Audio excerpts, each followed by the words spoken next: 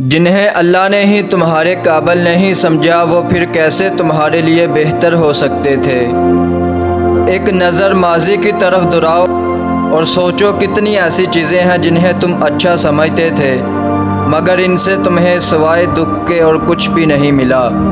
سوچو تمہارے ایسے کتنے غلط انتخابات تھے جن کی سچائی اگر اللہ تم پر نہ کھولتا تو تمہاری زندگی کیا ہوتی۔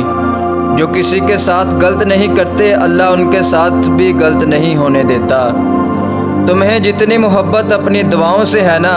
اللہ کو اس سے کہیں زیادہ محبت تم سے ہے، اس لیے اللہ نے انہیں تم سے دور کر دیا جو تمہارے لیے صرف تکلیف کا باعث تھے۔ کیوں بھاگ رہے ہو تم پھر اس کے پیچھے جس سے اللہ نے تمہیں بچا لیا؟ یقین رکھو حقیقت کے کھلنے تک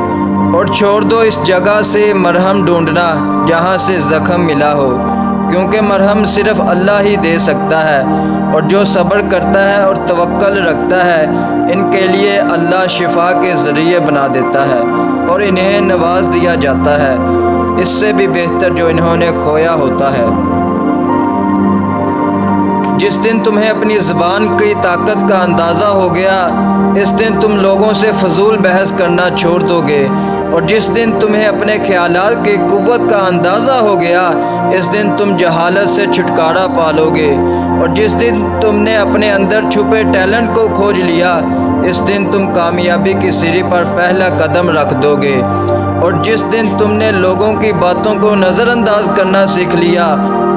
وہ تمہارے سکون کا پہلا دن ہوگا، اور جس دن تم احساس کمتری کی دلدل سے نکل آئے وہ دن تمہاری ذہنی آزادی کا پہلا دن ہوگا۔